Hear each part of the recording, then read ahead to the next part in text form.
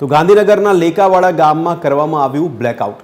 સમગ્ર લેકાવાડામાં સ્વયંભૂ બ્લેકઆઉટ કરાયું। રાત્રે 8 થી 38 કલાક સુધી બ્લેકઆઉટ રાખવામાં આવ્યું। ગામ લોકો સ્વયંભૂ બ્લેકઆઉટમાં જોડાયા હતા। ગામના તમામ 1200 ઘર સ્વયંભૂ રીતે બ્લેકઆઉટમાં જોડાયા હતા। ત્યારે લેકાવાડાના સરપંચ કલ્પેશસિંહ સોલંકીની TV13 સાથે ખાસ વાતચીત થઈ હતી। તમામ ગામ લોકોએ બ્લેકઆઉટમાં સહયોગ કર્યો છે તેવું સરપંચે જણાવ્યું છે। ગાંધીનગરના લેકાવાડા ગામ ખાતે કલેક્ટર તરફથી જે બ્લેકઆઉટ છે તે ઘોષિત કરવામાં આવ્યું છે। રાત્રે 8 થી 8:30 દરમિયાન આ બ્લેકઆઉટ ઘોષિત કરાયું છે। જોઈ શકાય છે એના જે દ્રશ્યો છે, સમગ્ર લેકાવાડા જે ગામ છે ત્યાં સંપૂર્ણપણે બ્લેકઆઉટ જોઈ શકાય છે। સાથે સાથે જ અત્યારે જો કે વરસાદનો પણ પ્રારંભ થઈ ચૂક્યો છે લેકાવાડા ખાતે, જે અત્યારે પવન ફૂંકાઈ રહ્યો છે અને વરસાદની શરૂઆત થઈ છે। પણ મહત્વપૂર્ણ છે કે સમગ્ર ગામમાં સ્વયંભૂ રીતે ગામ લોકો લેકાવાડાના જે છે તે બ્લેકઆઉટમાં જોડાયા છે। સવારે એરફોર્સ સ્ટેશન ખાતે તંત્ર તરફથી મોક ડ્રીલનું આયોજન કરાયું હતું। ડ્રોન હુમલા બાદ કયા પ્રકારે જે બચાવ કામગીરી કરવી તે સંદર્ભની જે નિદર્શન છે તે કરવામાં આવ્યું હતું અને હાલ જે લેકાવાડા છે ત્યાં બ્લેકઆઉટ ચાલી રહ્યું છે। બ્લેકઆઉટમાં સ્વયંભૂ રીતે સૌ લોકો જોડાયા છે। ત્યારે ગામના જે સરપંચ છે કલ્પેશસિંહ સોલંકી તે આપણી સાથે જોડાયા છે। કલ્પેશસિંહ, કયા પ્રકારનું સૌને અપીલ કરાયા છે? જી, અમે મૌખિક રીતે પણ ગામને જાણ કરેલી છે, વોટ્સઅપ ગ્રુપ દ્વારા પણ ગામના જાણ કરેલી છે અને સ્વયંભૂ રીતે ગામ આખું જોડાવેલું છે અમારી જોડે।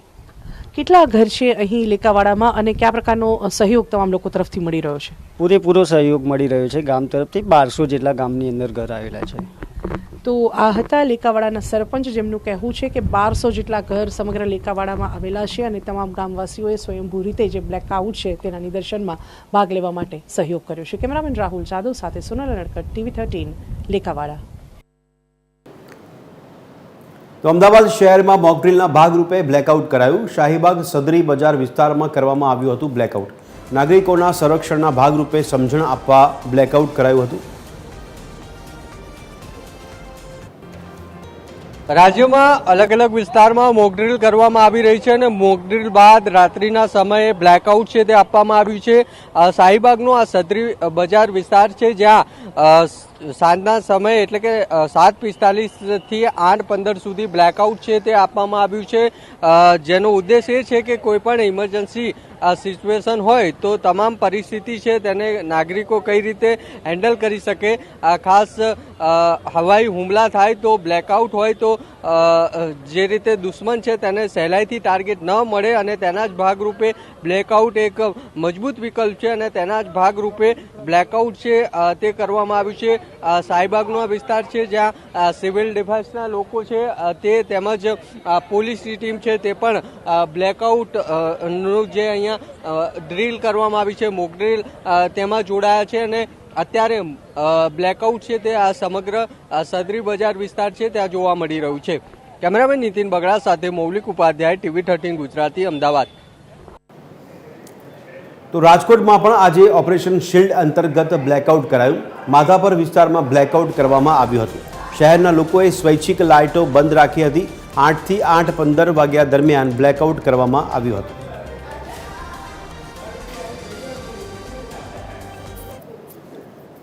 ઓપરેશન સિંદૂર બાદ રાજ્ય સરકાર દ્વારા લોકોમાં જાગૃતતા આવે અને સતર્કતા આવે તેને લઈ ઓપરેશન શિલ્ડ નામનું કાર્યક્રમ યોજવામાં હતો, જેને લઈ આજે રાજકોટના માધાપર વિસ્તારમાં મોક ડ્રીલ યોજવામાં આવી હતી। માધાપર તાલુકા શાળા ખાતે મોક ડ્રીલ યોજાઈ હતી। ત્યાં 20 જેટલા લોકો ઈજાગ્રસ્ત થયા હતા, તેને સારવાર માટે ખસેડવાની કામગીરી હાથ ધરવામાં આવી હતી। ત્યારબાદ માધાપર જે વિસ્તાર છે ત્યાં આ બ્લેકઆઉટ કરવામાં આવ્યો છે। 15 મિનિટનું આપ દ્રશ્યો જોઈ શકો છો। આ સમગ્ર માધાપર વિસ્તાર છે ત્યાં અત્યારે બ્લેકઆઉટ થઈ ગયું છે અને સાવ અંધારપટ થઈ ગયું છે।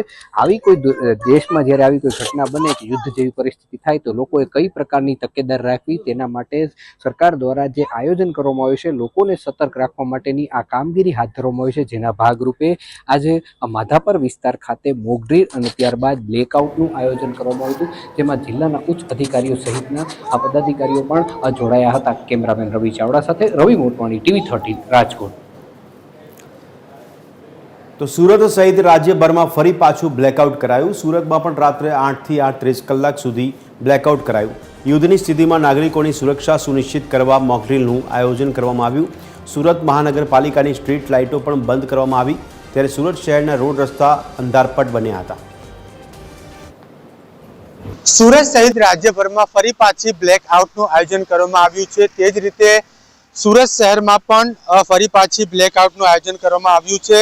રાત્રે 8 થી 8:30 વાગ્યા સુધી આ બ્લેકઆઉટનું આયોજન કરવામાં આવ્યું છે. જોઈ શકાય છે સુરતના અનેકો રસ્તા ઉપર લાઇટો બંધ કરી દેવામાં આવી છે. ત્યારે બ્લેકઆઉટ કરવા પાછળનું મુખ્ય કારણ યુદ્ધની સ્થિતિ, હવાઈ હુમલા, નાગરિકોની સુરક્ષા સુનિશ્ચિત કરવા માટે બ્લેકઆઉટ કરવામાં આવે છે. ત્યારે આ પહેલા નાગરિકોની સુરક્ષા અને જાગૃતિ અંગે ઓપરેશન શિલ્ડ મોકડ્રીલનું આયોજન પણ કરવામાં આવ્યું હતું. સાંજે 5 થી 8 વાગ્યા સુધી જે ગ્લોબલ ટેક્સટાઇલ માર્કેટ ખાતે યોજાઈ હતી. ત્યારે હવે કટોકટી સ્થિતિમાં નાગરિકોની સુરક્ષા સુનિશ્ચિત કરી શકાય તે તથા કોઈ આપત્તિ દરમિયાન ઝડપથી પ્રતિસાદ માટે તંત્ર દ્વારા નાગરિકોને બંને તૈયાર રહે તે માટે આ બ્લેકઆઉટનું આયોજન કરવામાં આવ્યું છે. સીધા દ્રશ્યો જોઈ શકો સુરત શહેરના અડાજણ પાલ રોડનો આ સીધા દ્રશ્યો છે જ્યાં બ્લેકઆઉટનું જે પાલન કરતા સુરતીઓ સીધા નજરે પડી રહ્યા છે. ફક્ત ઇમરજન્સી લાઇટો ચાલુ કરવા માટે જે છે પરવાનગી આપવામાં આવી છે અને વિનંતી પણ કરવામાં આવી છે કે નાગરિકો આમાં બ્લેકઆઉટને સહયોગી બને અને યુદ્ધ જેવી પરિસ્થિતિને પહોંચી વળવા માટે જે છે આ સુરત સહિત રાજ્યભરમાં ફરી પાછી આજરોજ બ્લેકઆઉટનું આયોજન કરવામાં આવ્યું છે. કેમેરામેન જયેશ મિત્રી સાથે જયેન્દ્ર પાંડે, TV 13 ગુજરાતી, સુરત.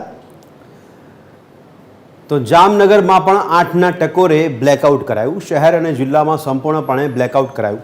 વીજ પુરવઠો બંધ થતાં સંપૂર્ણપણે બ્લેકઆઉટ કરવામાં આવ્યું. 8 થી 8:30 સુધી અંધારપટ છવાયું હતું. ઓપરેશન માટે વહીવટી તંત્ર દ્વારા મોક ડ્રીલ કરવામાં આવી હતી.